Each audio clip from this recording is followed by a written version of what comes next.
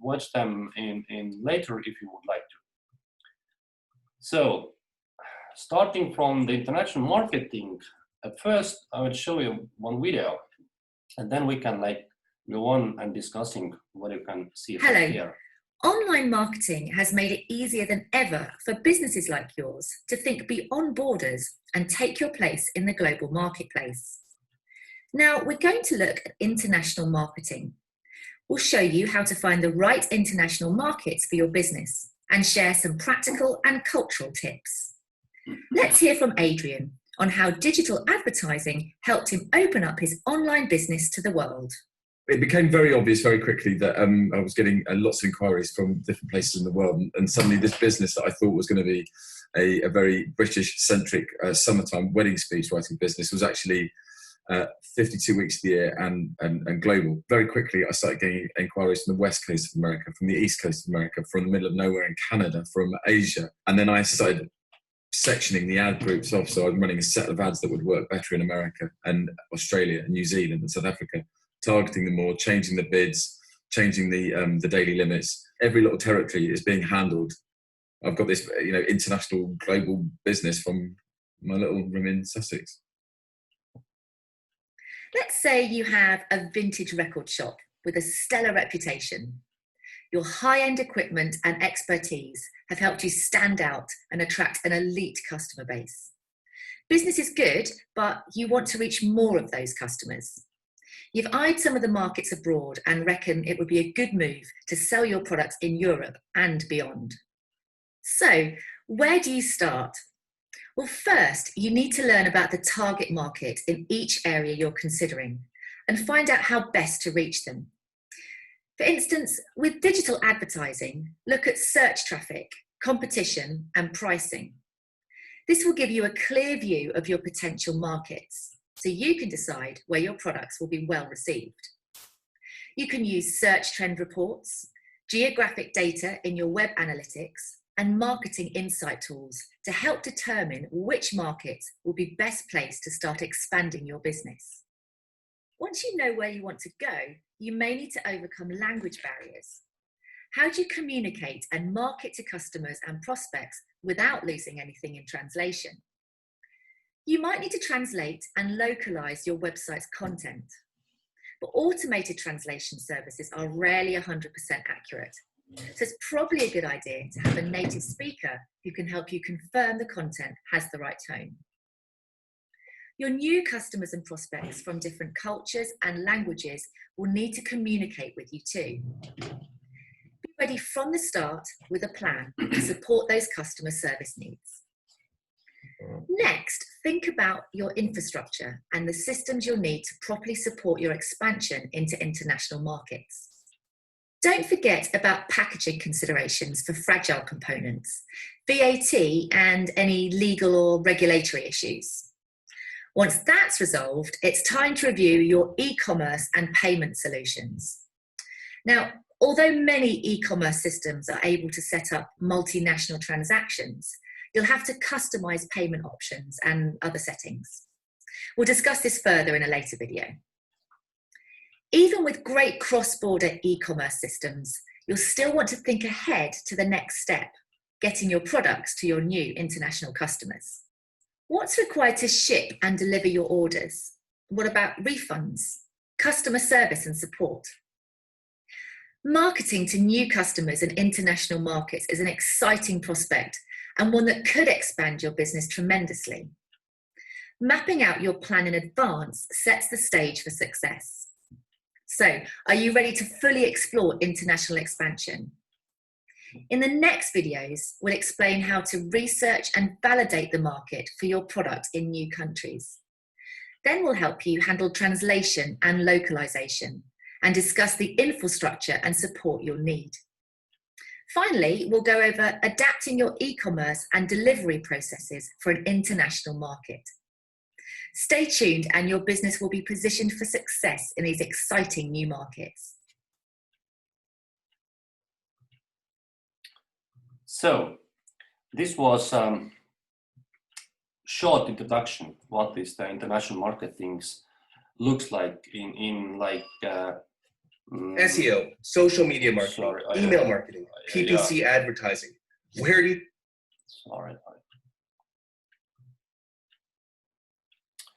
How the international marketing is working or looks like in everyday's life.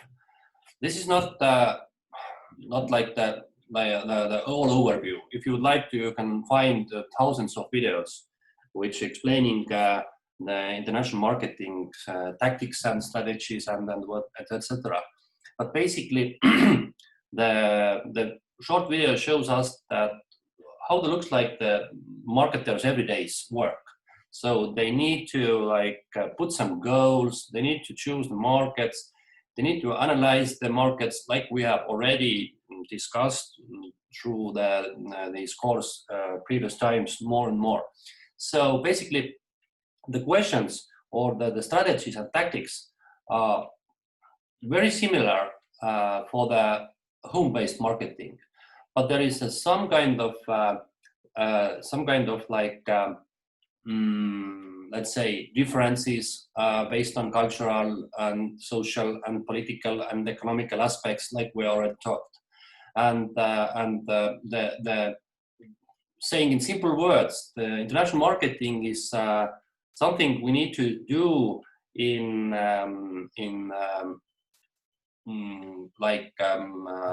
different markets, not very similar to our home countries, and we need to sell them. We need to communicate with the customers, and we need to find a suitable strategy, suitable communication ways, suitable channels how to go too close to our customers. So again, simply says international marketing is not very big difference if we're comparing in homeland marketing, but we need to understood what is the basic differences and basic needs for the markets abroad, the markets we have chosen.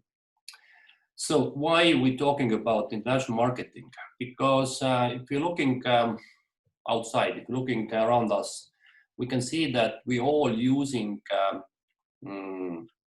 and we love lots of different brands. For example, I know Louis Vuitton, starting from Louis Vuitton and then finishing for some everyday food or cell phones or clothes, whatever. We love them because some of the brands are more fancy, some of the brands are more quality, some of the brands we need to buy because we don't have or produce in home countries. We have talked that every country is focused some specific products or goods because they have some kind of advantage. And some of the brands are somehow more popular than the others. And of course, the modern economy says us that growing is one of the main goals for the companies. To earn more money and get more profit is like normal way how to behave as a businessman, as a company.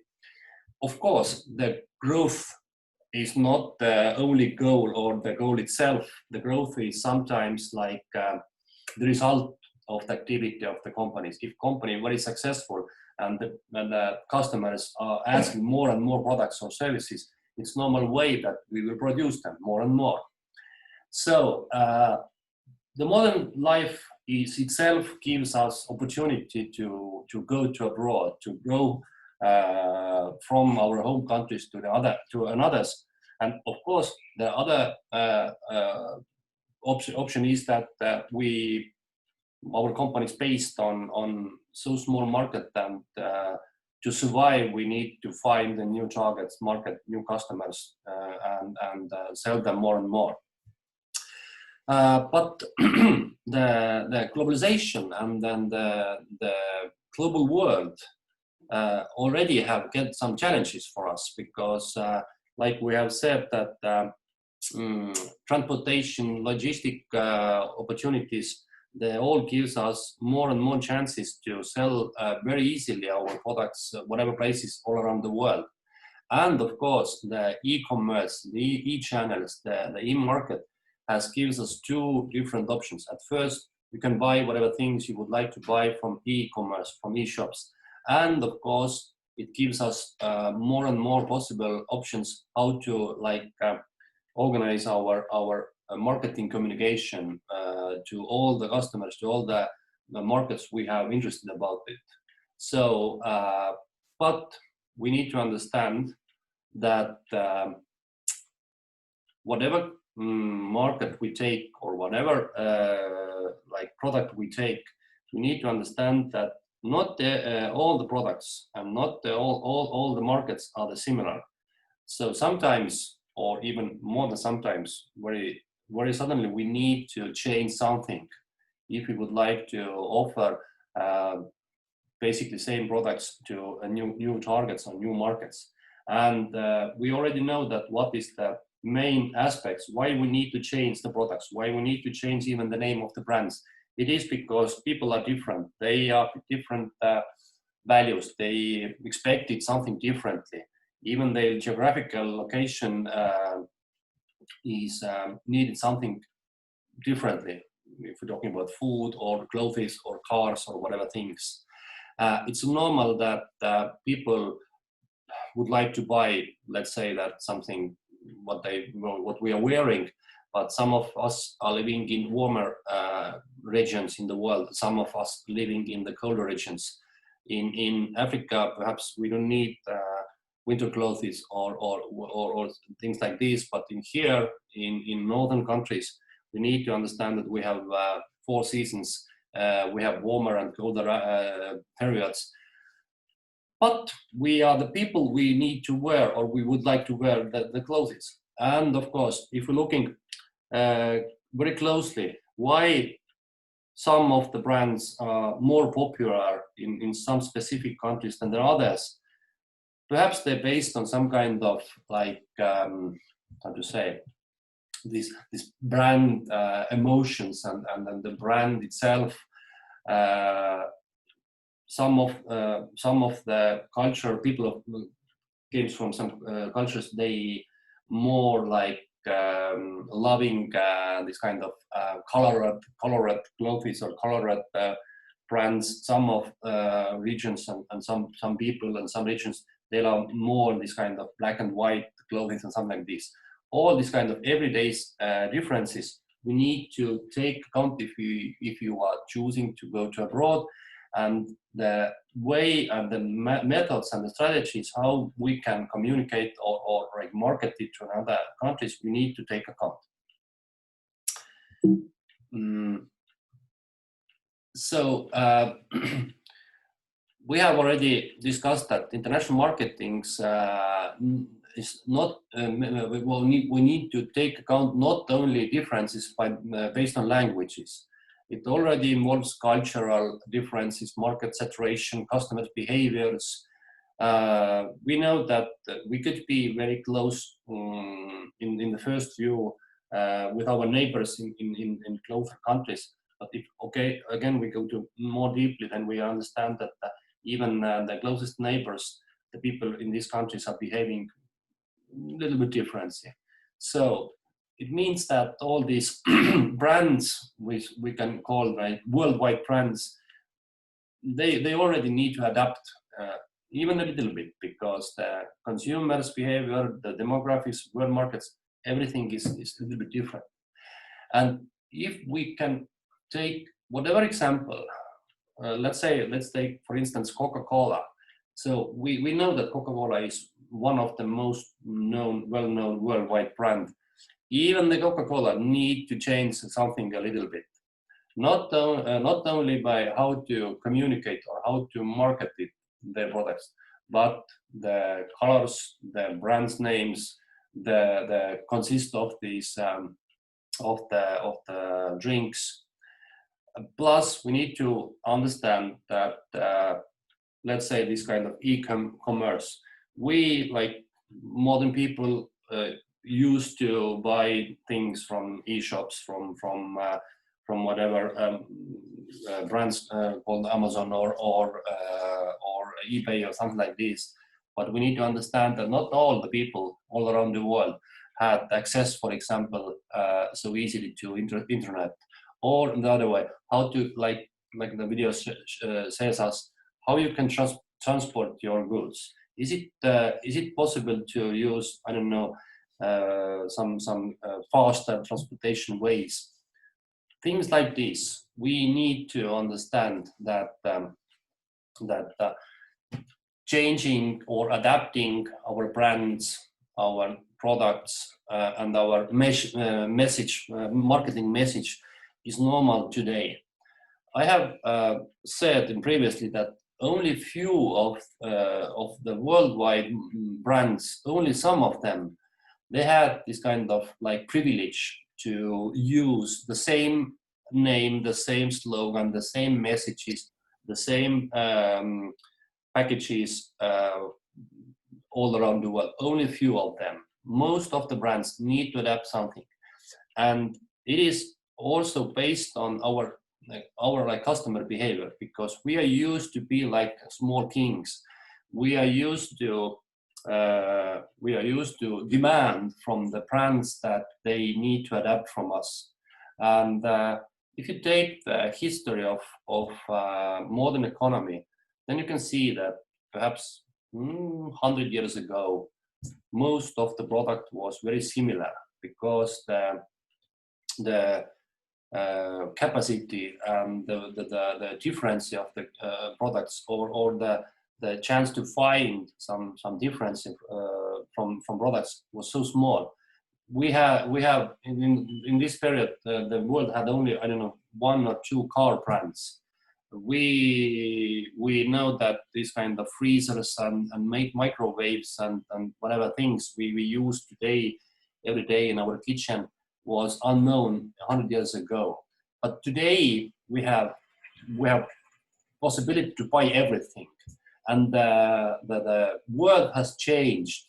So like in Middle Ages, every pair of shoes or every I don't know, whatever things we made by hand, what was handmade, today we can see that like the circle are closed. We again can buy some handmade products, or not, let's say not handmade but the products we have, which is produced only for our demands or our needs.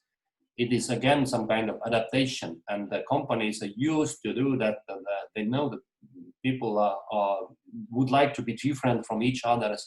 We don't would like to looks like the same like our neighbors or our friends. We used to wearing a little bit different clothes. We would like that our car is a little bit different than my friend's car, and this is normal. So, and this is the adaptation, not only home markets, but of course in the international markets as well. So again, international marketing is like the application of marketing principles in more than one countries, and it is like the way how the company is going like overseas or across national borders. And this simple like definition, what is international marketing is that this is like multinational process, including plannings and executions and concepting, the different pricing methods, and of course the promotion and distribution of the goods and services and the brands. So to satisfy the individuals and the organization objectives. This is like simple explanation or simple definition what the international marketing is. And if you take out of here the word of international, then we can say that this is not very much difference from the normal marketing. Marketing is the process of planning and execution, the processing, pricing, promotion, distribution. So only difference is that we're talking about the activities outside of our home countries or home markets. So basically we can say that international market is based on some specific marketing strategy which is based on these kind of specific markets. You need to like identify the target groups or the customers groups, and then you can like make a decision how to go to another from one country to another. and sometimes you need to like organize different activities.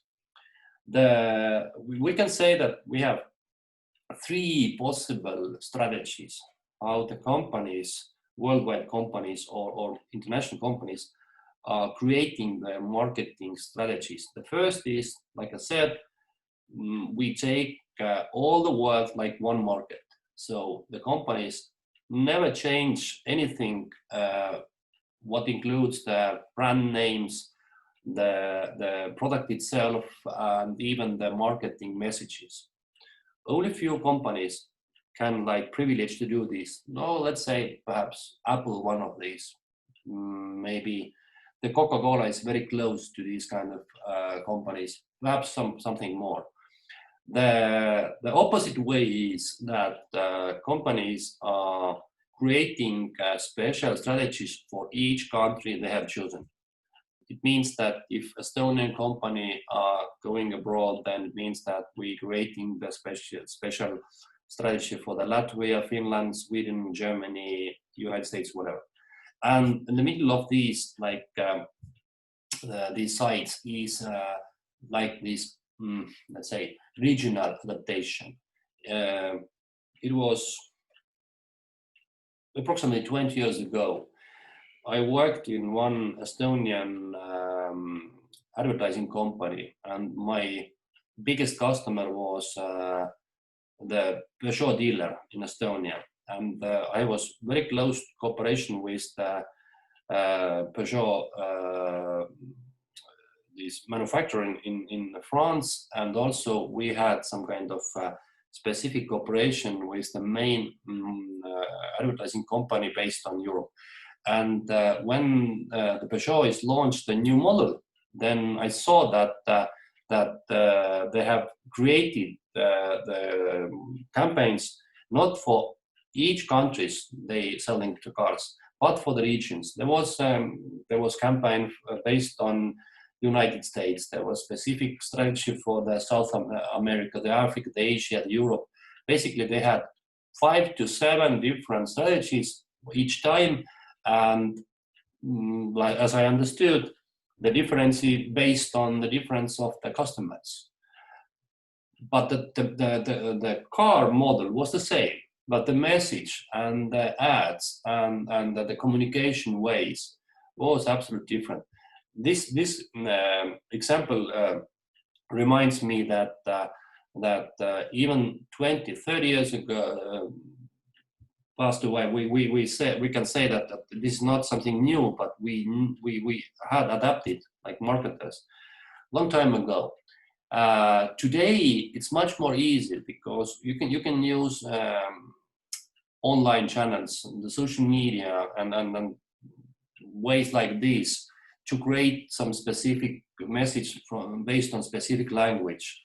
But on the other hand, I can see that today the companies, which is we can call worldwide, they try to be more like similar, because some of the companies, or not some of, lots of companies, we can call these startup companies, their products or services is so simple that and so similar that people can use the services whatever they home country is. Let's take this Booking.com or Airbnb. We can see that the service, how the Booking.com or Airbnb is working, is absolutely similar in Estonia and in Asia. And even the messages and the communication ways is the same. So this is like again going back to the history, when previous times companies not worried about how the customers are thinking or behaving in different countries.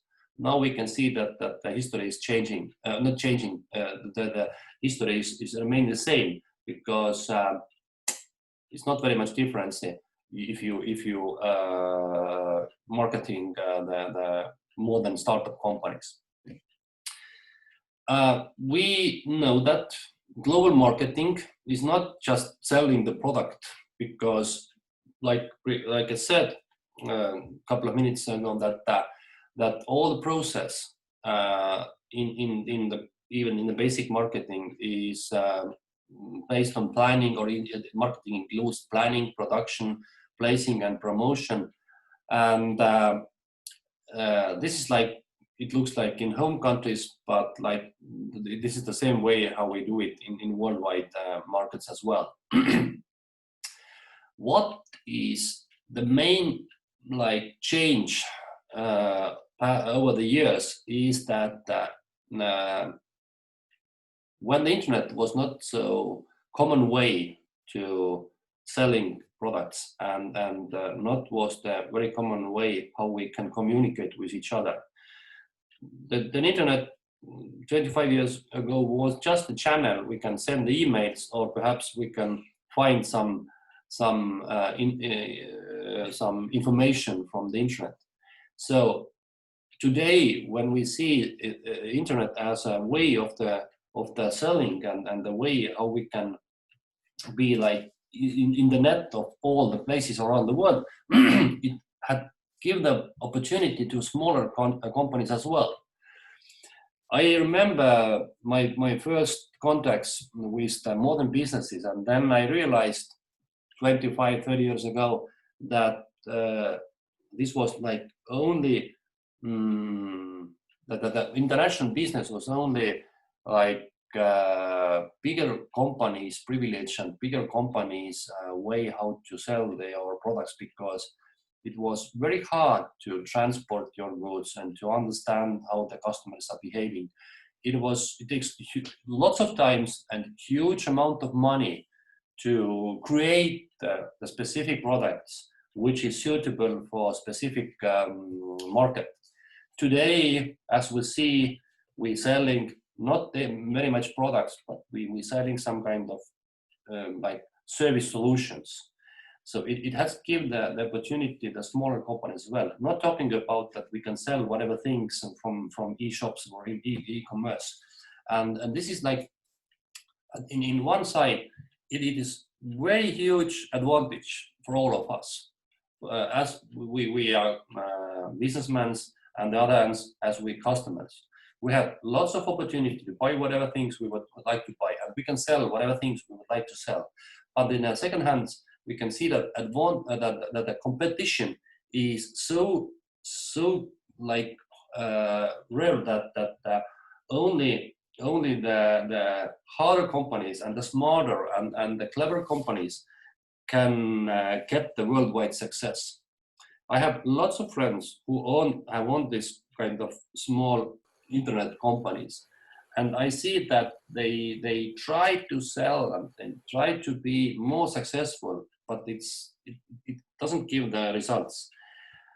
As they have enough money, or they don't have very much knowledge is how to make a working campaign in internet. I don't know, but I can see that it's very, very hard to go to the international market to like demolish this kind of communication and information war, because you can imagine how many information we will get in every day. And if you create some new companies and try to selling through the internet, you must understand that you are one of the millions of the peoples or million of the companies who in the same day, the same minute, we all want to sell something from each other. So let's say that internet had killed the smaller companies quite good advantage, or quite good possible ways to selling, but we must understand that the competition is so high. The only way for the smaller companies, and of course, and again, it is based on today's advantage, which internet gives us, is to focus smaller and smaller marketing segments. And now we can say that it doesn't matter what kind of product you will create or what kind of services you're offering. The $1 million question is that how you can find these target segments which expected your services. And another question is how you can find them through the internet, how you can find how to go deeply to them, how they can see your messages or your products.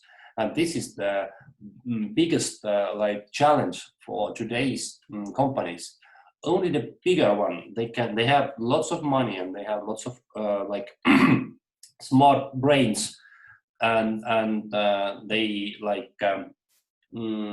they knew how to use the data and the information to go through these kind of informational walls, and then perhaps they can find the best way. But the smaller company, they always in the worst situation. So this is like the today's perhaps biggest challenge for the smaller companies. Yes, everything is open. Yes, the market open. Please sell it. But the question is how you can find your target group. Usually, we can see that the bigger part of the global marketing is reserved for these kind of products, which we can say that they have some kind of universal demand, like food or automobiles or cell phones or computers or clothes, something like this. If we can take this statistic data and analyze what the companies own the bigger part or bigger percent of global market, then we can see that mostly they are cars, beers, sporting goods, things like this. All the other things we would like to buy is sometimes or usually smaller part of all the global market. But like I said, today we can find more and more this kind of alternative segments, like I don't know, wooden toy companies in here or whatever things we can find. Usually people are used to buy some specific goods in everyday's business from the internet, like books or electronical equipment and something like this. I know that some region, some markets, people from them there are not used to buy everything from internet. I don't know why. I can only guess that perhaps people are more like ethocentrists, or they don't have very much this practice, or they had the chance to buy some things in different ways. I know that in Estonia, even a couple of years ago, even we have very we have very high level of using internet services. We were very lazy buyers from internet, but now based on this coronavirus and of course as the possible ways have opened more and more, the Estonian people are buying lots of things from internet as well. But again, if we look in the top of the countries based on these internet buyings, then Estonia is not very high from this top. And some of the specialists analyzed this, and they said that before the coronavirus, all the superstores and shops was opened very lately. We have small distances when you want to buy something, and the people, they don't need to buy so much things from internet because they have chance to go to closest superstores and buy whatever things they would like to. And this is like Estonian example, but I know that we have lots of different countries all around the world where we can find the similar behavior. So you need to understand that even if you have good product, and even if you know that the people are living in specific countries, they would like to buy it, they don't buy in some reasons. I don't know why, but you must understand. This is again some kind of opportunity of the today's marketing. If you're looking some good examples or the best examples during the times from the global marketing, then you can find hundreds of them. But mostly, of course, the people are talking about worldwide companies like sorry, like Coca-Cola or McDonald's.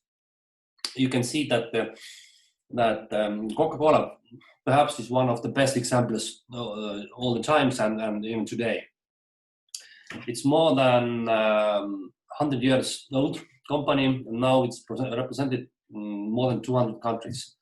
I don't know, perhaps you cannot buy Coca-Cola in North Korea, I guess. I knew that a couple of years ago was the Cuba, one of these countries, when you cannot buy the Coca-Cola, but now I guess that it's okay already. And you can see that the Coca is, the taste of the Coca is the same in every region. Only what they need to change sometimes is, I don't know, shape or labeling or bottle size or something like this. But it's very small changes. I know that in modern times, even the Coca-Cola have changed a little bit their marketing strategy. I remember that a couple of years ago, the Coca-Cola started this kind of campaign that there was some specific names written in the bottle, and people are looking for their named bottle from the superstores. And then I understood that of course in Estonia we can find the Estonian name bottles, and in Asia the local names. This is like small changes. It's like well-known joke that if you take whatever movie comes from Hollywood or whatever countries, well, let's say that Hollywood movie, and if you're watching the movies, perhaps you can imagine some kind of scene that in some desert there is nothing there. There are no people, no animals, nothing. You can see in the far some old abandoned gas station, and then the camera is going closer and closer to this gas station, and then you can see that there's a very old and this like how do you say, I don't know this name in English. Okay, the sign of the Coca-Cola, very old, stays, I don't know, 15 years in here. Nothing there, but only the sign of Coca-Cola. It's like sometimes it was like a joke, but now I can find this kind of signs in every day. Okay, perhaps not movies from today's, because the brands are changed, but 10 years ago or period like this, it was like must be sign or must be brand in all these kind of normal Hollywood movies, that the Coca-Cola is everywhere. McDonald's perhaps is the second well-known brand, worldwide brand, and again their best-known product, Big Mac, it need to be the same in all around the world, but again based on this cultural behavior, based on some kind of belief and religion aspects, they need to change a little bit, but basically the product is the same, it looks like the same, and everybody knows what is the Big Mac if you have heard about something about McDonald's. Starbucks is like later this kind of explosive brand. Starbucks is not very new brand. It's, I don't know, the history begins in something in 1960s, something like this. But of course, they like the growth is started in 2000s and something like this. But and again, their strategy is based on the same, that mostly they selling the coffee in the same ways, but again they need to change something. Kentucky Fried Chicken, whatever brands we take, modern times we see that Apple and Facebook are one of the best known brands which we use in every day, and if you're looking at the strategies and marketing activities of these companies like Apple, Facebook, Google, Amazon, whatever, you can see that they the specific way is they try to be the same in every country. So it's much more cheaper, of course. It's much more easier. It gives the opportunity, whatever places you live or whatever need you have, you can find your suitable way. Because if company need to change something, then of course it costs more money. You need to adapt lots of. You need to take account all these country-specific aspects. But mostly you need to understand that if you adapting your product specifically for one countries, then you need to do it in another as well. So if you have choose these kind of ways, it means that you need to do in basically in every country. Perhaps only very small market, they are like, they need to understand that you cannot find, for example, products based on their home language or something like this. Now I show you some videos about some examples of the global marketing which I have found in internet. Sure. Skip this ad. Just like you skipped out on buying Amazon stock and Google and Apple. Not this is. Hi, and welcome to Thought can Catalyst. see the Coca-Cola. I'm Charles Painter, and today we're going to be talking about the marketing campaigns of the Coca-Cola Company. Coca-Cola was first invented within an Atlanta pharmacy by Dr. John Pemberton in May 1886. Initially sold at local soda fountain. Sorry? We can't see your screen. We still see the presentation. Sorry. Oh. Just a second. Now you can see, yeah? Yep. Growing demand and the idea of making the beverage portable led to bottling the sparkling drink. In its first year, Pemberton sold just 9 glasses of Coca-Cola a day for 5 cents a glass. Since then, the company has expanded ever so slightly, currently selling its products at an estimated rate of more than 1.9 billion servings a day. That's the equivalent every day to almost 1 in 4 people buying something from Coca-Cola. The Coca-Cola Company is one of the most recognized companies in the world, and it's certainly the world's biggest drink company. They control more than half the global market in carbonated soft drinks, as well as a substantial chunk of the somewhat larger non-carbonated segment. It owns 4 of the world's 5 biggest selling soft drinks, with Coca-Cola being the world's best known and most valuable non-technology brand. Within its portfolio, the company holds more than 500 brands, including Fanta, Sprite, and Relentless. Within these, they produce over 3,500 varied products, spanning from sodas to bottled water to iced teas and coffees. Despite an estimated 94% of the world's population recognizing the red and white Coca-Cola logo, nearly 10% of their revenue, $41 billion, was spent on advertising and marketing campaigns last year. This astronomical $4 billion was spent on a diverse range of campaign tactics across multiple geographic regions. As with many things in the world, ironically, the companies that are the most well-recognized possess the highest budget for their advertising and public image.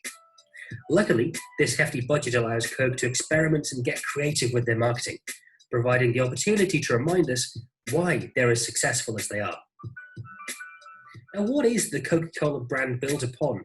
Well, it's this secret, training our brains to associate the brand with a good feeling, be that happiness, relaxation, friends, love, anything, rather than the soda itself that makes them good at what they do. Now, I'm going to go through a few examples here. First of all, let's have a look at the 2015 Christmas advert. For many, the arrival of the iconic "Holidays Are Coming" Coca-Cola truck, it's a highlight of the period, building excitement for Christmas. The ad might be 21 years old, but interest in it shows little sign of diminishing as it brings out everyone's nostalgic side. The focus of last year's A Coke for Christmas ad follows a young boy who aims to spread the joy through giving Coca-Cola to those who are making Christmas a reality, including a dad, a shop assistant, and Santa Claus himself. Now, the important aspects of the advert is that it targets the whole family. The ability to provide the experience for the entire family is essential. The commercial itself closely follows Coke's primary principles in their advertising. Rather than attempting to sell a drink, Coke focuses on selling an abstract positive concept, such as happiness, family, and sharing. As we can see, Coke have become experts at selling these non-concrete conceptions. This year's video, like many before it, remains true to their core values that they use in their marketing campaigns year-round. Along with this, Coke modified their traditional formula for advertising, adopting a more multi-channel approach. Traditionally, video, print, and physical advertising were the focal point of Coke's festive commercials. However, this year saw the addition of Coke TV and social media via hashtags and a Coke emoji. This was an attempt to broaden their influential radius. Now, the next example we're going to look at is called Share a Can. Now, Coke's Share Happiness campaign has been one of the key pillars of their advertising machine.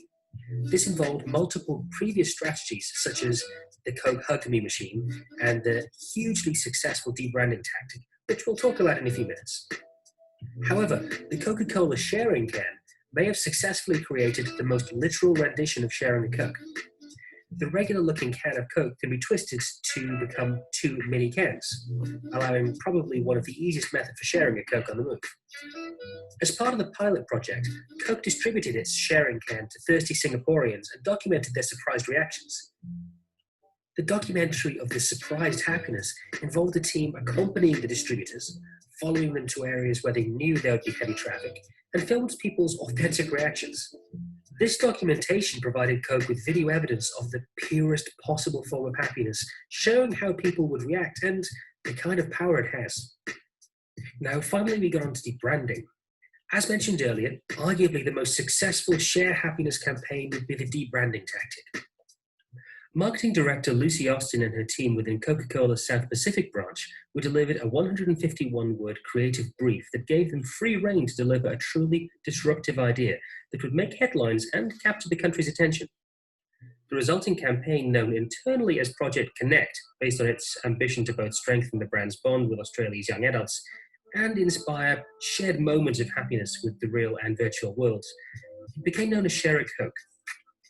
The primary concept behind this was the swapping out of Coke branding on bottles and cans in favour of 150 of the most popular names in Australia, allowing Coke to reach 42% of the population.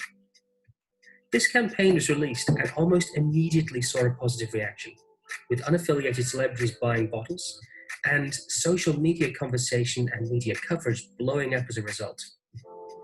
Within that summer, Coke sold more than 250 million named bottles and cans in a nation of just under 23 million people.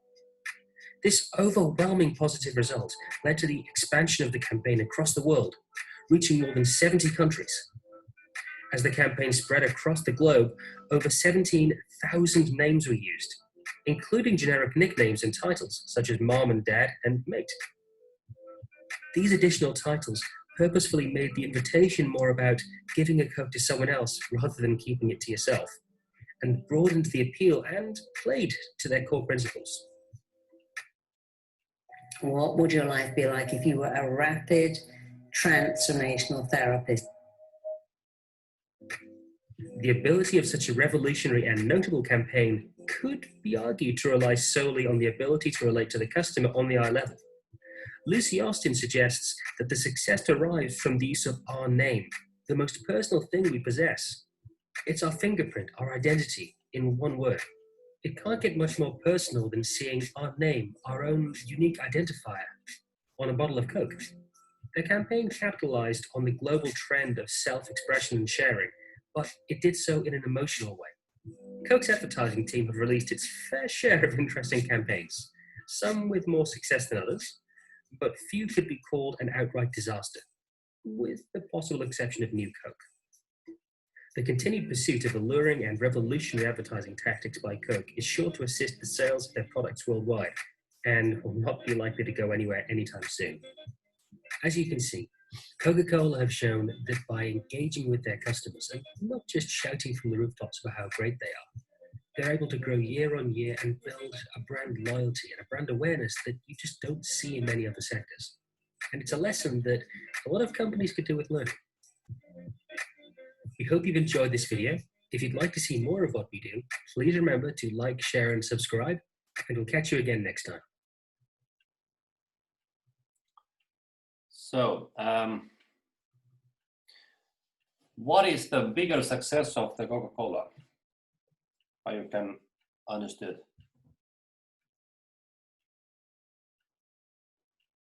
What do you mean by that? So why they are so popular? How they could be so popular? Because we have lots of different drinks, soft drinks all around the world. Why they are so successful? What they have done? If we talking specifically in marketing. It's because they are selling not just the product, but they are selling like giving us additional value in the way of happiness, friendship, sharing, caring, and etc. So some positive emotions. That's correct. Along with the product. Yeah, this is very simple secret. They realized that there are a couple of words, a couple of emotions, of things, which is very important for all humanity. Like you said, happiness, family, friends,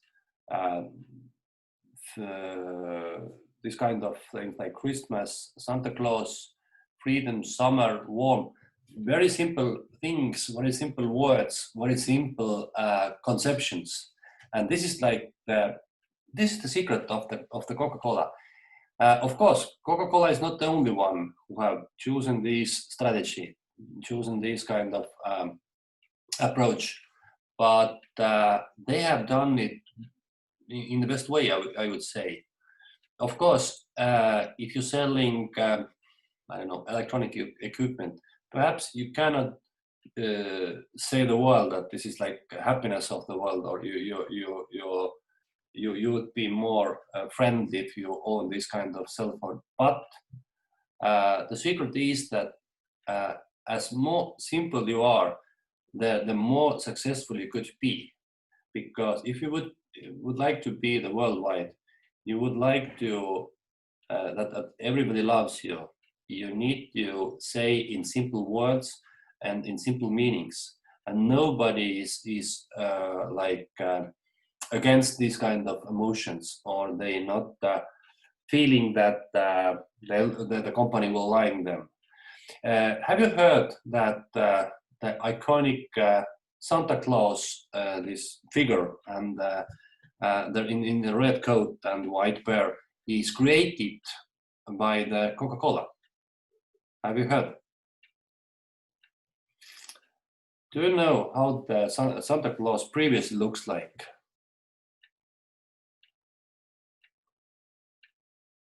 Who is this guy, or this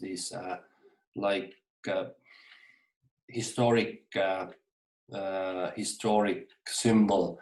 What the Santa Claus is based on? Do you know? Saint Nicholas. That's right. If you put the Google Saint Nicholas, then you can see this guy is not looks like so friendly or so familiar. It is like old-fashioned bishop or something like this. And it was in 1930 something, like I don't remember exactly the correct year, when Coca-Cola is asking from one artist that the Coca-Cola try to find some specific way how to market it in Christmas period, and they specifically asking to draw this modern Saint Nicholas, and then the Santa Claus was created, and they used these first ads very successfully during the decades. When here in Estonia, we first time saw these ads from this Christmas song, with this Christmas song, then I realized that if you're asking from the young children, for instance, in America, where the Santa Claus comes from, they said that the Coca-Cola will bring it. It was so strange because we know that in our fairy tale, Santa Claus is living in Finland, in northern Finland, but it's very strange that the kids are like thinking absolutely different ways. But this is what the marketing will do with us. They can create us the absolutely different fairy tales, the absolutely different stories, and we all believe them. Now, if you're looking a little bit larger, all these global marketing messages and marketing strategies, then what the brands will do with us is that they will create us the stories. They will communicate us some specific the elements. If we drinking Coca-Cola, then perhaps we're feeling our fresh and we feeling very, very happy. If you buying a product from Nike, then you will feeling yourself that you are very strong and you are running faster and you are capable to I don't know, get some better results from your favorite sports. But it's all in mental, because we believe what the companies will say us. And if we understand that this is bullshit, but we don't think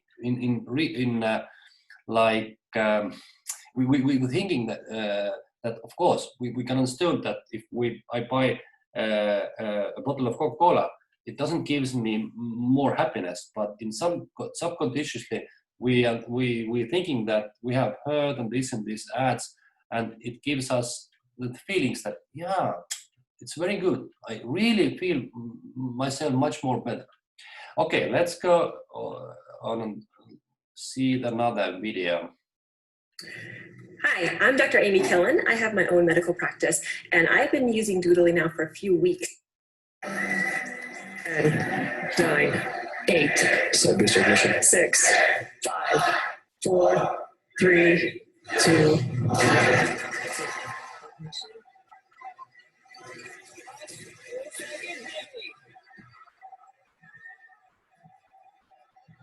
2018 saw one of the most out-of-this-world advertising campaigns, that had quite literally taken marketing to a new height. On the evening of February the 6th, at 8:45 p.m., we saw the first successful test launch of Elon Musk's Falcon Heavy rocket, the flagship of his private spaceflight company, SpaceX. Just shy of 4 minutes after initial takeoff, at an altitude of 121 kilometers, the payload of the mission was released. A brand new Tesla Roadster, driven by a dummy nicknamed Starman. And this whole performance was beamed across the world for everyone to see. The SpaceX Falcon Heavy rocket with 27 engines. And there it is. You can see it right there. That red flare off in the distance. That is it going straight up. The roar of its 27 engines matched only by the crown. Did you see this? The Falcon Heavy blasted off yesterday on its first attempt, carrying a cherry red Tesla convertible into orbit. This creative style of advertising has resulted in Tesla and SpaceX becoming household names. A massive shift from the traditional approach of print, social, and video advertising that most companies employ. Promotional marketing is the bread and butter of the automobile world. However, Tesla is a little bit of an oddity in this field. Earlier this year, Brand Total reported that Tesla had a $0 social ad budget over a 30-day period. This report analyzed some of the largest car manufacturers in the world and looked at all the paid and organic social campaigns. From this data, we can see that Facebook is the main money sink for most of the auto brands, with YouTube and Instagram not far behind. However, towards the bottom, we see the outlier, Tesla, with them spending nothing on paid social advertising. This is a revealing clue towards the approach that Tesla takes towards marketing. The company is the envy of brands across the world right now. as they seem to have mastered the ability to reach a worldwide audience with a minimal traditional marketing budget. Companies across the world spend billions a year trying to figure out how to engage audiences and encourage them to buy their product. So what makes Tesla special? And why haven't the marketers at Audi or Ford been able to replicate such a result? Even though Tesla don't invest into social campaigns, why do we still see Musk's face, the Tesla logo, or a SpaceX launch continuously plastered across our screens? This can be primarily pinned down to how Tesla's marketing team have well and truly figured out the free media promotion equation. If you give the media an interesting story to tell, they'll reward you with free publicity. Musk's media team have provided us with countless examples of this equation in action. After Hurricane Maria knocked out the power for 3.5 million Puerto Rico residents, which left them without basic resources like running water, Tesla were one of the first companies to step up and attempt to address the disaster, pledging to help install battery packs and repair solar panels on the island. Musk tweeted that Tesla had about 11,000 projects underway in Puerto Rico, with employees working hard to install them in hundreds of civic and residential buildings. The governor of Puerto Rico tweeted back, asking to talk further with Musk, which resulted in it being retweeted thousands of times, and the story being picked up on international news around the world. Another tactic in the marketer's toolbox is the CEO. However, depending on the company, this can be either the sharpest or the bluntest tool available. Luckily for Tesla, Elon Musk may be one of the most marketable CEOs out there. Musk's personal Twitter has developed a strong, engaged following of nearly 29 million followers, and a steady stream of tweets allow Musk to speak his mind, often sharing the company's successes, goals, and failures, personifying the company brand in real time. Compared to the other major automobile companies, Tesla is a company of today. The Ford Motor Company, it's 116 years old. Audi, 110. Toyota, 82. Tesla's presence within the industry is disruptive to the core. This has resulted in supporters that want to be involved with a new era of motor vehicles, an era with a growing focus on the damage we've done to the planet, and an increasing pressure on individuals to address their carbon footprints. Musk's overarching plan to revolutionize the energy industry has been in development for the last couple of decades. Solar power, battery storage, and now electric cars. The plan, when executed successfully, will provide lower-priced, more accessible Tesla cars, whilst developing zero-emission options to power them from people's homes. This green-focused ideology at the center of Tesla has been able to plug into people's passions and beliefs of wanting to save the planet, whilst playing a role in the disruption of some of the globe's biggest corporations. This mixture of consumerism and ideology has created the perfect storm of Tesla fanaticism that we may not have seen since the Mac versus PC debates. And to bring it all around and make this marketing grand plan self-fulfilling, you let your biggest fans be your advocates. Musk's army of devotees that for some reason call themselves the Musketeers has started to take on a life of their own.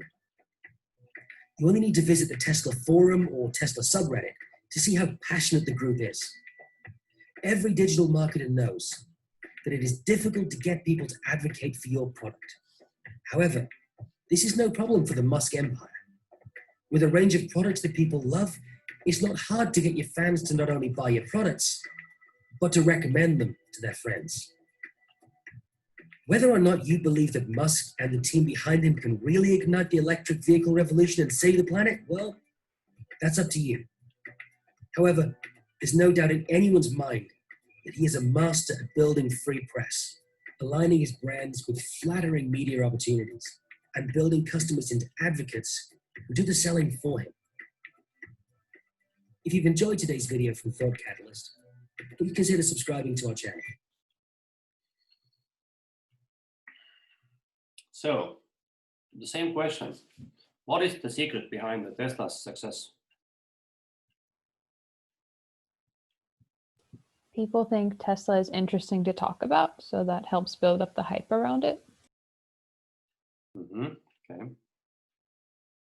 Do you like the Tesla brand? Have you tried to drive this car? Have something that experience somebody of you? According to the story, Tesla always leverage on the leverage on disaster recovery. Whenever there is problem in any area, they be the first to get there and begin to give them aids in terms of battery, try to help the society. And by so doing, news media, online media, everybody begins to broadcast the news and so give them opportunity to be seen by the world. I would say honestly that it's very interesting question, and it's very hard to answer. Why Tesla is so popular? Because it is very expensive car if we compare with the average buyer cars. It is quite new brand, and if you look at the closer history of Tesla, you can see that years ago it was close to bankruptcy, but now it's the most valuable car brand all around the world. Today I saw the statistics that if I'm not mistaken, then the value of Tesla brand is $400 billion, and the second was Toyota, $187 billion. Its difference is more than twice. So, and what is the result of the success of Tesla? The marketers and the brand ambassadors have used to say that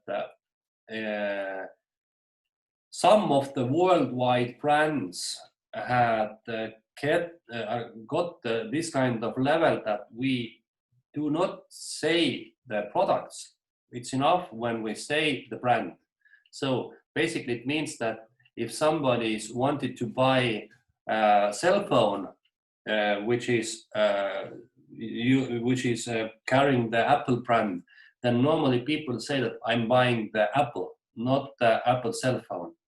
Never people say that I'm buying cell phone from Apple. They say I buy Apple. And the same is the Tesla. Nobody says that I will buy electrical car from Tesla. Everybody says I'm buying Tesla or I'm Tesla owner. This is like huge privilege of some of the very few brands.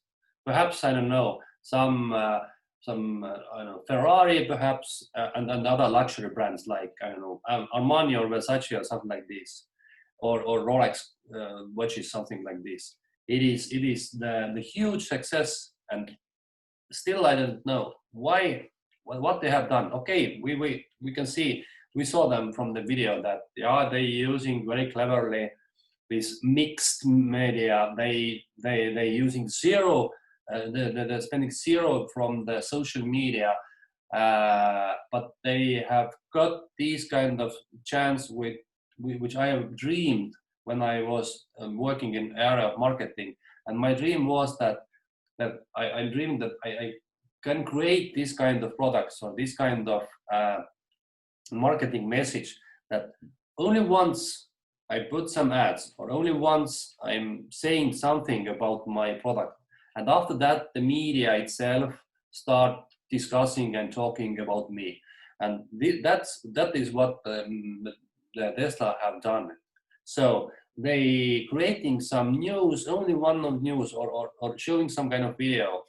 It doesn't matter. It is included this SpaceX space rockets or whatever the message was.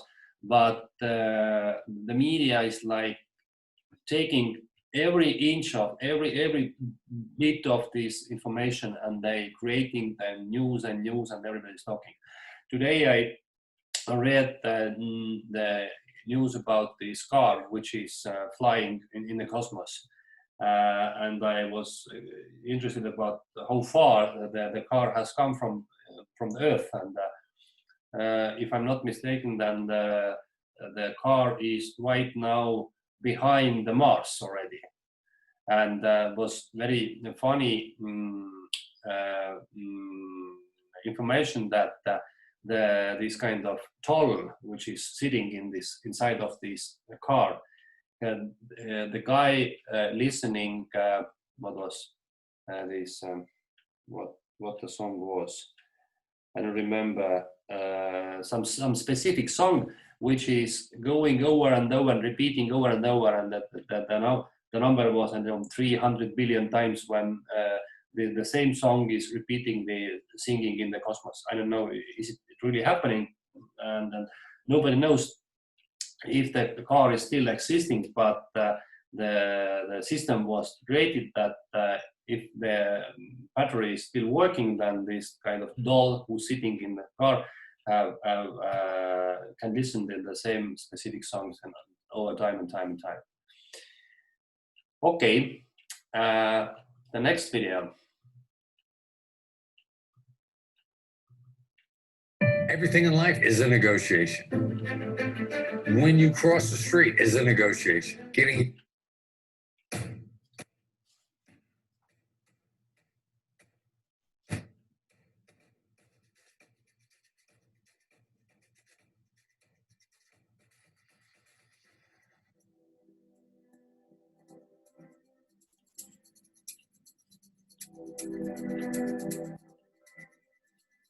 After years of dominating the technology market, Apple has become synonymous with the words brilliant, creative, and innovative. Apple is one of the greatest marketers of all time, with the iPhone becoming arguably the most popular and recognizable smartphone in the world. Apple's consistent marketing excellence is built on a series of core values, which others would benefit from learning from and applying to themselves. Apple has mastered the art of being ahead of its competitors. One of the primary reasons why they're able to be leaders in the industry rather than a follower is their amazing ability to innovate and keep things fresh. With every release, there is always some new technological advancement that strives to push the industry forward. Whether it's a new chipset allowing their products to be more powerful, or the wireless AirPods that have become ubiquitous around the world. Apple's dedication to the customer experience and their ecosystem of products is the key reason why people flock to Apple stores and line up for hours just to get their hands on the new release. The importance of a first impression cannot be underestimated. Much like in person, the fact is that you make a judgment about something in approximately 4 seconds, and this is finalized largely within 30 seconds of initial contact. Apple knows this, ensuring that they master the art of minimalism. Product aesthetics, user interfaces, the brand logo, support functions, and even advertising are stripped down to the fundamentals. Apple's obsession with minimalism isn't solely about aesthetics. Rather, it's a crucial piece of their overall business strategy within the Apple ecosystem. Every component of this minimalist network is designed with related components in mind. The Apple TV interface isn't too different from that of Apple Music, whilst Apple Music itself borrows from the basic feel of Apple's operating system. Meanwhile, the gadgets also take up the same sort of family feel. The iMac, MacBook Pro, iPad, and iPhone, they're all radically different devices, but they're immediately recognizable as cousins, thanks to their shared detailing and material palette.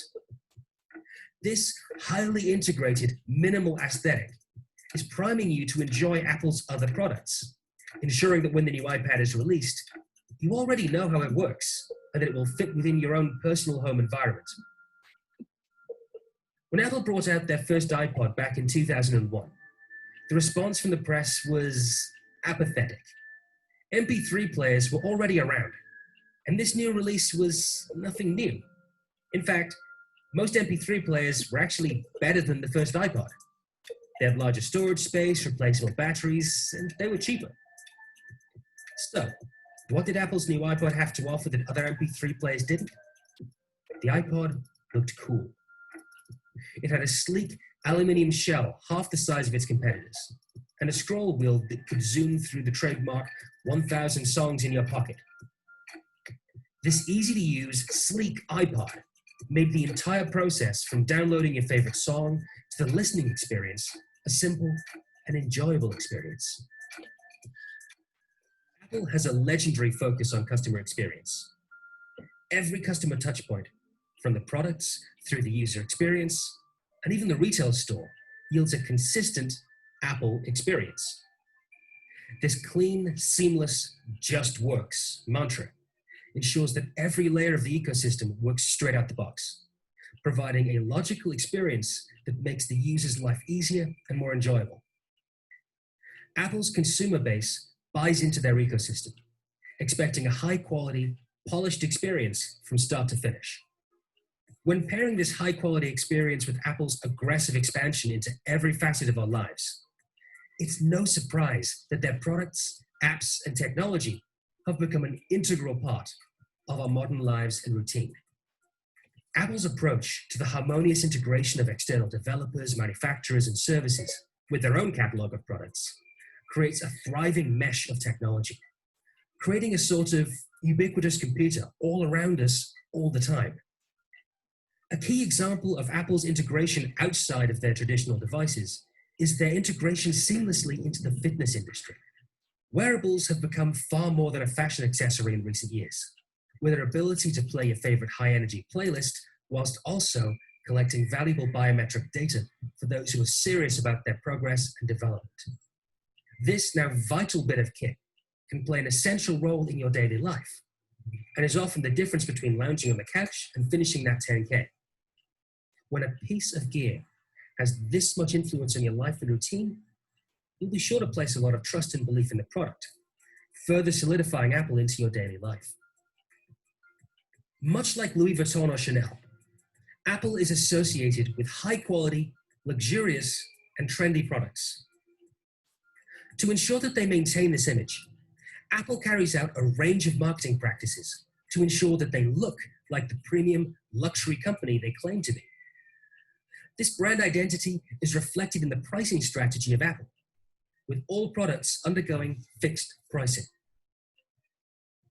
Due to Apple's unique market position and their ability to market their products to other channels, they can avoid dropping prices, a process that ensures they maintain that luxury goods appearance. This strategy also extends to the microcosm of Apple retailers, dealers, and resellers, where Apple implements a minimum advertised price.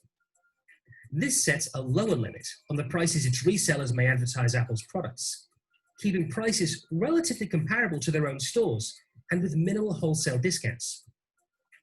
This maintains the static high prices that Apple sets, distancing themselves from low-cost, inferior products. As we mentioned in our video talking about Tesla's marketing successes, having a small community of evangelists that support your brand through thick and thin is a vital step for brand longevity. They will support you during your hiccups and will push you through the other side.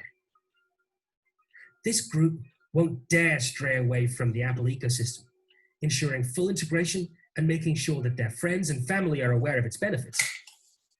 Marketing through word of mouth is a priceless marketing strategy for any business and is hands down the most effective and reliable type of marketing. According to the Wharton School of Business, a customer you acquire from word of mouth has 16 to 25% higher lifetime value than those you acquire from other sources. Word of mouth will bring in loyal customers and increase customer retention rate. What's more, this highly valuable marketing strategy has no price attached. It's a side effect of the "it just works" high-quality product that Apple strives for. Competing in today's world can be tough. Being able to establish any kind of advantage can set you up for success over the competition. However, having a dedicated group that ensures your product is talked about in a good light, is shared on social media, and welcomes itself into everyone's life goes far beyond paying for adverts or product placement. Apple has continuously strived to create great products with a great experience attached to them. This dedication to the customer has paid off huge dividends, making Apple one of the biggest companies in the world. Apple is not just changing an industry, it's changing the world, reshaping it into a customer-focused economy and planting itself right in the middle of it. If you've enjoyed today's video, so another well-known brand, as we already talked, the Apple is a symbol of the quality and when we're buying the cell phone, then somebody, or sometimes we're using the word when we bought the Apple, not the cell phone. So what is the secret of the Apple is customer experience, the high quality, simplicity, clearness, and like they said, it works. So if we're comparing the Coca-Cola, then Coca-Cola says that it's like using this kind of soft words and soft elements of our life, like happiness and friends and family and etc. Then we need to use some equipment in our world. And of course, we would like that they looks like fancy and they're working. Once I asked from my one student that why you like so much Apple products, why the Apple is better than, let's say, for instance, Samsung. Then this guy is thinking a little bit and said, the Apple is cool, and that's all. And I've written thousands of articles and tens of books about what is the secret of Apple. I suggest you read some of them in Estonian language. I have read the book called Inside of the Apple. I guess that in English we can find the book in the same name. And the book is describing how the company is working in every day. The author is trying to look behind the curtains and the atmosphere what Steve Jobs have created. It's very interesting reading and very different view of the production of these kind of everyday things. And strange is that year after year, the Apple is producing limited amount of different products. If you go whatever Apple store in all around the world, you always will find the same products: the iPad, the iPhone, iMac, iWatch, and then perhaps that's all. Okay, there are some kind of additional things like mouse and touchpads and pencils and AirPods, but basically, if you compare with Xiaomi or Samsung, which are biggest competitor of Apple, their range of the products is larger, much more larger than the Apple. And I understood that this is one main strategy of Apple as well, that they would like to be this exclusive, and they don't want to expand their product range. This is a specific way to stay in limited amount of different things, which gives the the video says, this kind of exclusivity and the high price. And their one trick is they always try to get this kind of extraordinary demand of the people when they launch something new. Usually they show the videos how the people will stay, I don't know, one day to waiting when the doors open, and they would be the first guy who will buy this kind of new iPhone. I know that in Asia it's very popular still today, especially in Japan, when people need to buy the very fresh and the brand new model of some new iPhone, and it's like question of style, and it gives us something, gives the people something like personal privilege, something like this.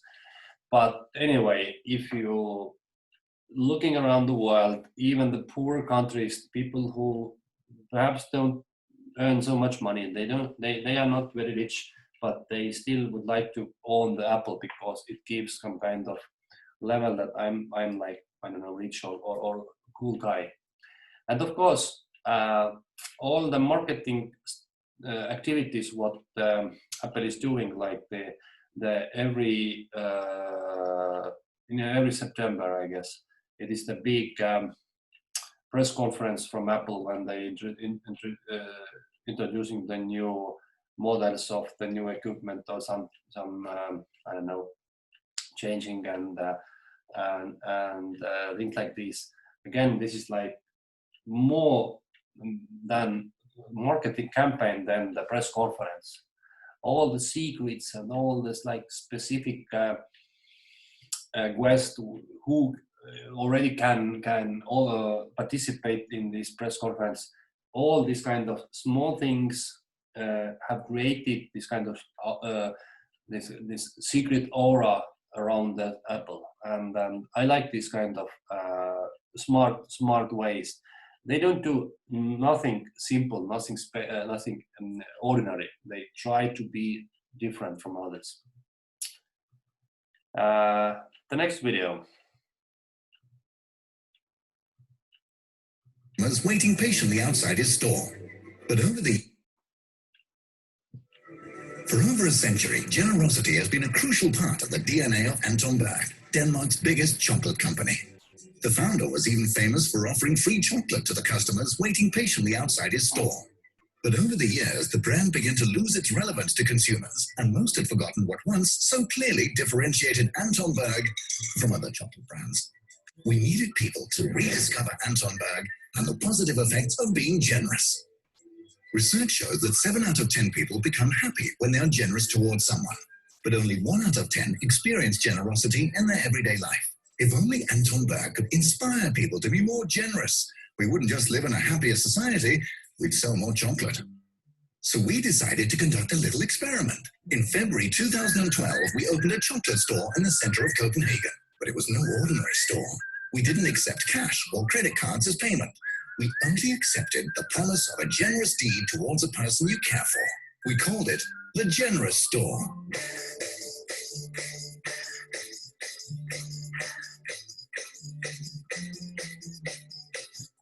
We priced each chocolate differently so people could choose a box according to the good deed they were willing to do.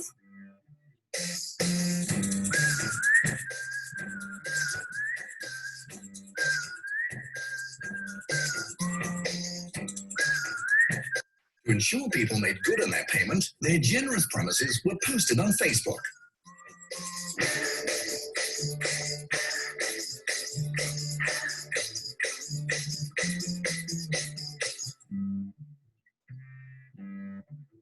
So what about the results, you say? People happily waited in line for 1.5 hours to get inside the store, and they left even happier. On the street, more than 100,000 people saw the pop-up store in the 5 hours it was popped up, making it a pretty effective billboard.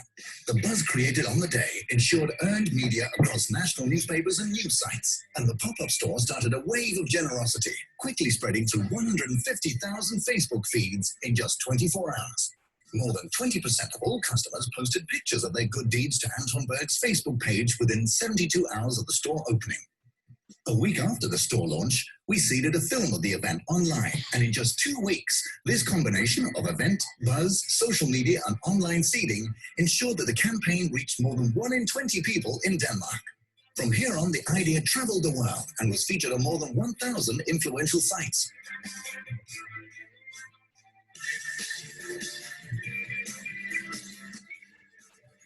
Reaching an estimated 3,750,000 people in Facebook and Twitter feeds. But best of all, Anton Berg sales rose by 12% compared to the same month last year.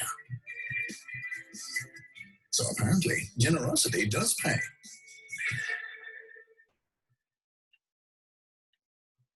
This is one of my favorite online campaign I have seen in I don't know, last 10 years. I like it because it is idea is simple, and they had Anton Berg had used very cleverly the power of internet and power of social media. after that, when I saw this video, I visited Denmark, and when I flew back to Tallinn, I bought from airport a huge bag of the candies of Anton Berg, everything they have sold, because in Estonia this time we don't have very much opportunity to buy these Anton Berg candies, and I tried to taste it, what it looks like. But and then I would say that this is like a result of this campaign. And I have tried something similar. 2 years ago, I organized the lecture. It was free of charge, nothing had cost. And it was approximately 2 hours lecture for open public, not online, it's live. And I put in Facebook the invitation for this lecture. I got basically 150 people, and in real life, approximately 100 of them was participated in this lecture. And the only thing I asked from these people was that please, like, write the feedback and your comments and your feelings about these lecture. I had to figure out, does it works in this kind of business like I'm doing or not? Of course, I was expected a little bit more feedback. Basically, 20 people from 100 take the time to write something and sharing their comments, but it was okay for my experience. Now, I have planned something similar in the next January as well, but right now I guess that I need to postpone it because during the COVID virus, I guess that I cannot organize this, and even if I have the chance to do it, I guess that I don't get so much audience I'm expected. I will expect basically 150 people. So I tried to do the same way, that creating some specific event page from to the Facebook, and the people like paying not by real money but comments and sharings my lecture or something like this. And something similar I have seen in Facebook lately. But this Anton Berg campaign is my favorite. They have done it so cleverly, so easily, and very successfully. So next video, what they. When you have an American classic like the Oreo, why change it? For Kraft, the answer was simple, because after bringing the Oreo to China in 1996, sales started to sag.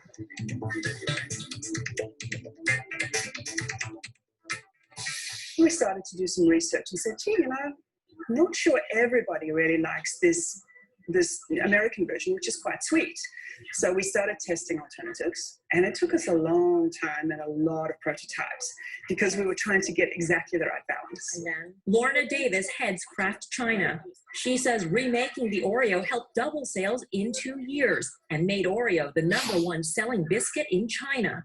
That first variation on the original, one that looks the same but is less sweet. And here's the biggest riff on the original, the Oreo wafer stick.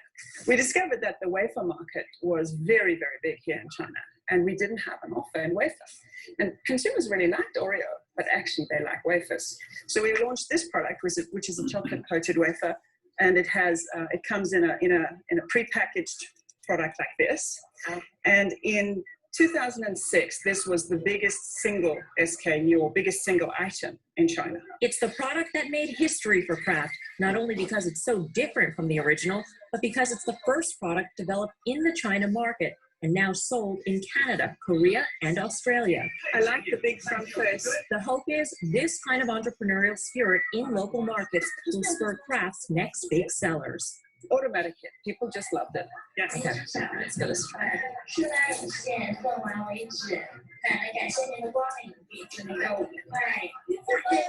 can tell it's an Oreo. It may look different.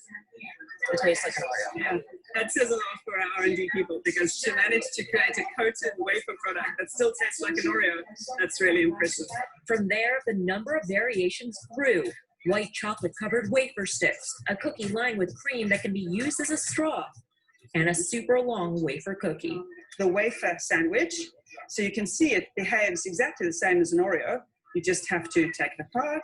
And of course, it's extremely dunkable. Kraft also came out with a smaller and more affordable pack of cookies. So one of the things we found was that there were many people in China who really liked Oreo, but their absolute available money at any time was not enough for a full pack of Oreos. Full pack of Oreos here is about 70 US cents.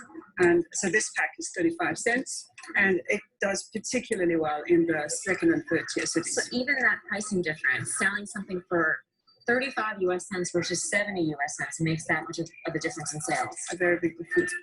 And to get consumers to try the new Oreos, a promotional blitz from in-store samples, which often result in immediate sales, to commercials that showed consumers the traditional American way of eating Oreos. From twisting the Oreo apart and licking the cream to dunking them in milk, all of it foreign to the Chinese consumer. And what I think is important with Oreo is that the ritual is on the surface of it about cookies and dunking into milk. Reality is many people, even Americans, don't dunk it, but it's a moment of connection. It's a moment of fun between parents and children, particularly. Up next, China's Internet Battle Royale. You may be surprised who's playing catch-up here. To the American. So this video shows us that if you would like to understand how the customer is behaving, or how they're thinking, come and ask. Make some experience. Ask from people, not just like, please fill this some kind of questionnaire, but the real techniques is what is working is that you need to go directly to customers, showing them the product. Please ask them, use them, or like in this video, taste it. And you easily can find that the way how the people, for instance, are eating candies or chocolate or whatever things, they could be absolutely different. I have lots of very funny examples in my home countries, in Estonia. I have read them, I have heard them, and I can even say that I have seen how the people are behaving differently, how they eating some kind of things and whatever like usual products, absolutely different. So and I can find and create and discuss lots of like misunderstanding and this kind of failures. Why some companies have not get success because they have not figured out the common behavior of the customers.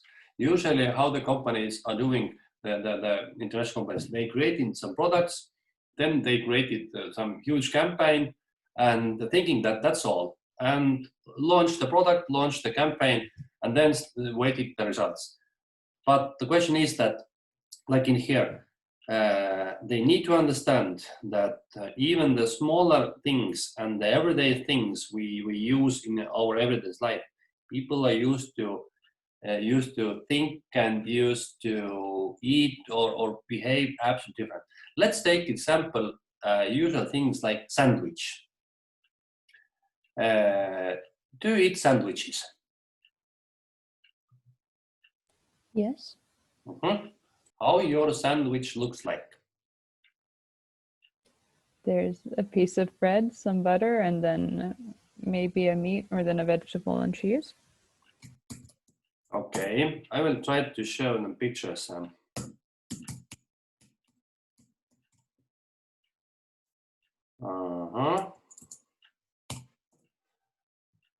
Okay, yeah, why not?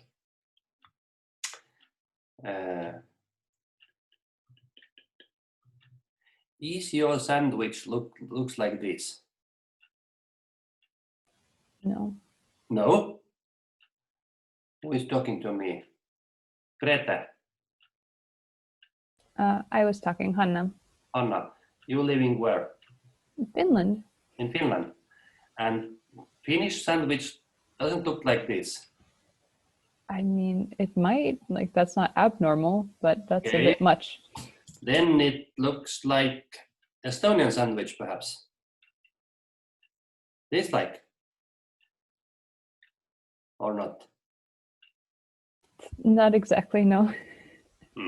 How the Finnish sandwich then looks like? Like, for example, in the middle on the left, there's a pretty simple Yeah. one. Well, Yeah, sure.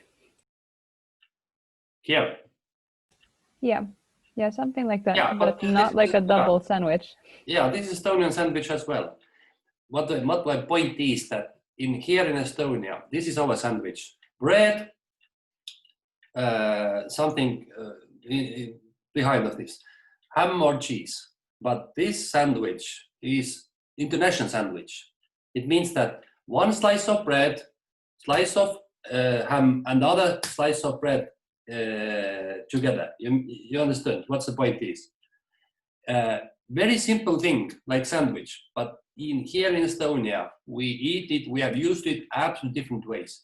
We don't use this kind of doubled sandwich. Okay, we can find in our supermarkets as well. And even this kind of Estonian dark bread, consistent dark breads, but this is not common Estonian sandwich. Estonian sandwich looks like this, or even this. This is like everyday sandwich we eating every day. And now you can imagine that you have a worldwide company who started selling sandwiches or making sandwiches in Estonia. Then if you started offering sandwiches like this, then you perhaps will fail. Because you must understand that this is not Estonian sandwich. Estonian sandwich need to be like simple in simple ways. And these kind of things we can find all around the world, hundreds and thousands. Simple things, but behavior and some kind of habits are absolutely different. And this video has showed us that you need to understand that even the small things you need to ask, not just thinking or making some questionnaire. Doesn't waste of time. Easiest way, come and ask. Or other option is that you hire the local people who can say that stop. Things like this doesn't work in our market. You need to change something. Okay, let's see another video. That is the question. This is my favorite funny thing.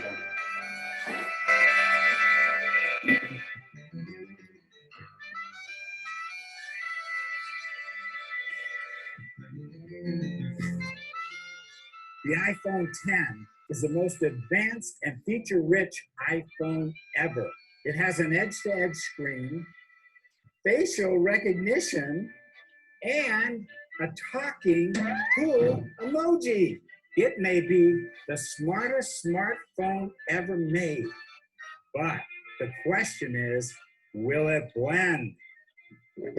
Tom, please, don't blend her. Who said that? It's me down here.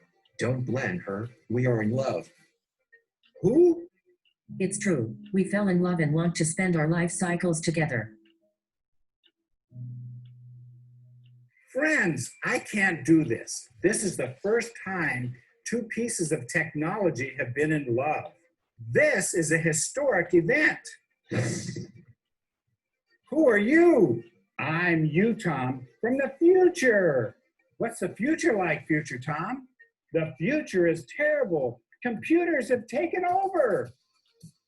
The devices spawned from those electronic works of art have destroyed the world as we know it. You mean like Skynet? Exactly. I've been sent back to stop this from happening. I need your help, Tom. Tom, don't do it. We would never hurt you. Tom, you can trust us.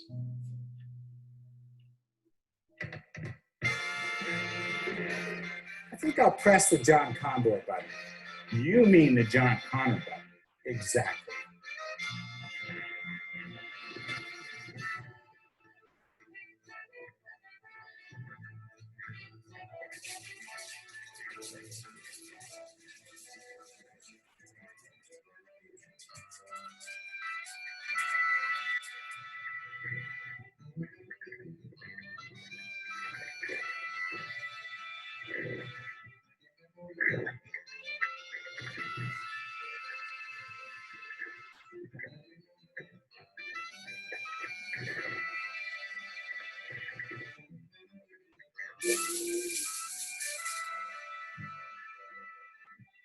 Ooh, soulmate smoke. Don't breathe this.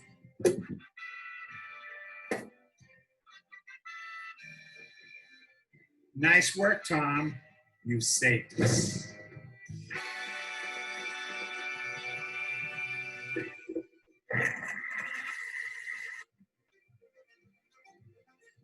Smells like freedom. Hey, friends, hit that subscribe button for more. So this is again one of the very famous video. You will find tens of different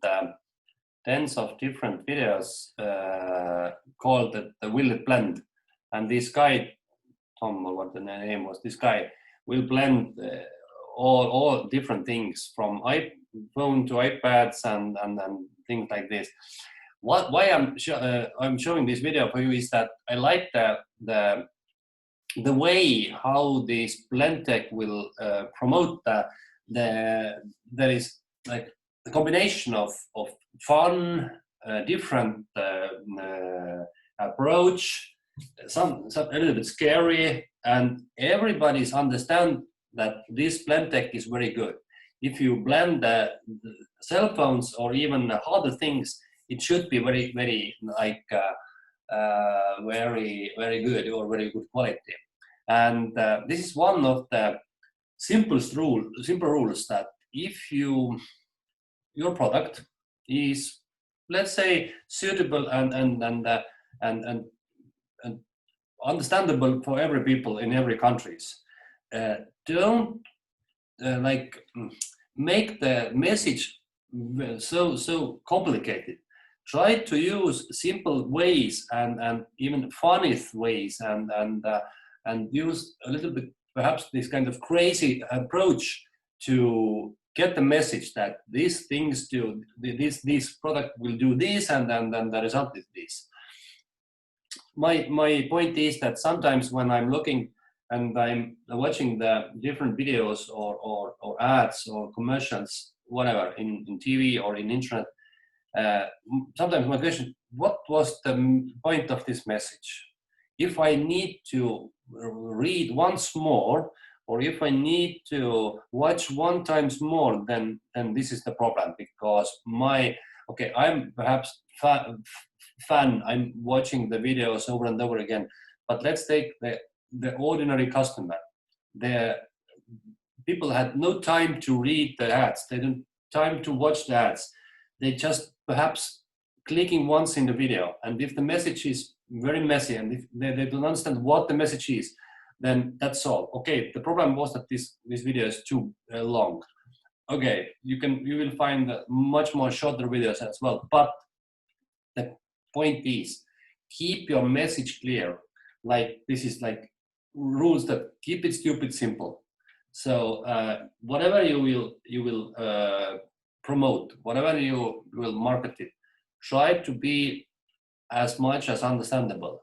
And you need to understand that this product is international. Everybody can buy it all around the world. If you would like to, people from Estonia to America, from Asia to Australia will buy it.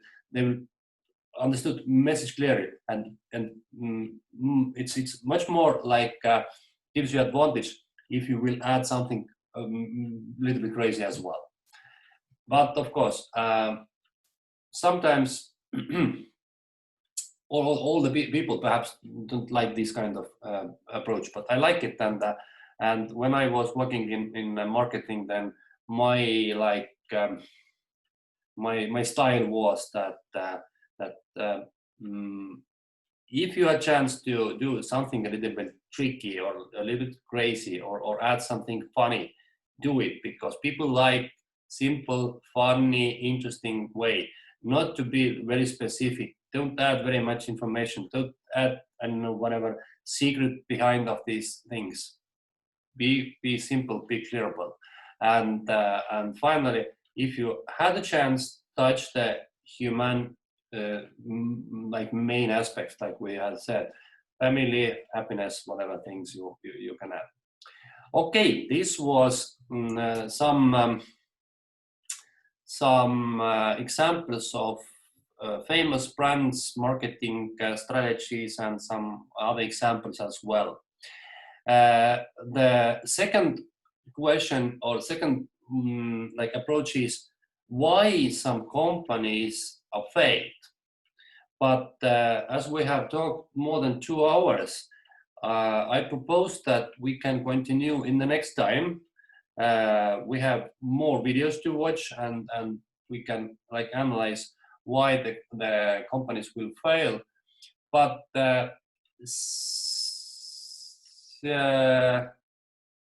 this time, when just a second, I will try to find our course where it comes. You can watch individually some videos what I added here. One is this global marketing mix, and the other is international marketing concept and definition. It's a little bit longer videos. I didn't waste the time right now. You can watch it by yourself, and it gives a more like additional information and an overview how the marketing is working and then what is the global market mix. And we will talk in next time about this marketing mix as well. So, do you have comments or questions or whatever remarks from today's topics? I had a general question. Yeah. It has to do with the review questions at the end of class. I was wondering if there's any place where we could check to see if our answers for the review questions are correct or not.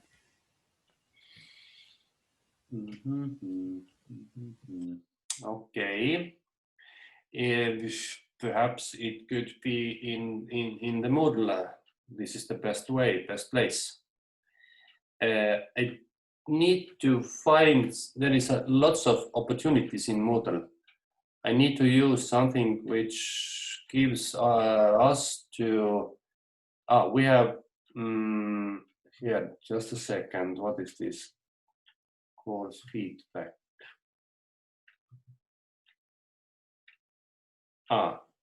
Just a second.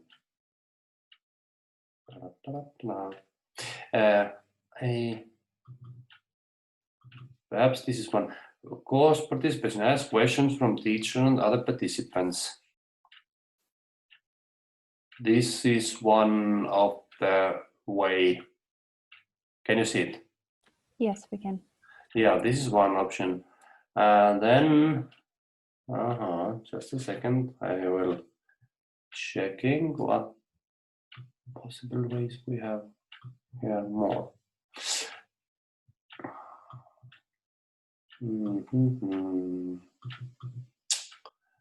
Assignment and speak book, chat is one of the option. Forum, questionnaire, perhaps. Survey. Let's do in this way that I try to find the best option, how to create some discussion room to hear. So I will add these review questions, and then I give you opportunity to answer them, and then I can give the feedback. Is your approach is right or not? Is it okay? Yeah, that would be really useful. Thank you. And what do you think? What could be the deadline for this activity? Because our next lecture is the 2nd of December. Perhaps this is the deadline as well, or you would like to get the earlier this opportunity. This week I'm very busy. I think 2nd of December is early enough. Okay. Sorry, I tried to create lately the 2nd of December, and then perhaps we can shortly going through this forum as well. But yeah, and then perhaps you have some questions about these review questions as well. So I tried to do it in the 2nd of December. Okay. Any more questions? If not, then I'm waiting your article reviews, and we will meet in 2nd of December. And don't forget that, like we agreed today, the first possible exam time is 16th of December at 5 o'clock in the same time. And next time we'll again repeat this information so everybody can understand that. And like I said, it's not only possibilities. Two dates will be in January as well. Okay, let's finish today and be safe and see you next time. Okay.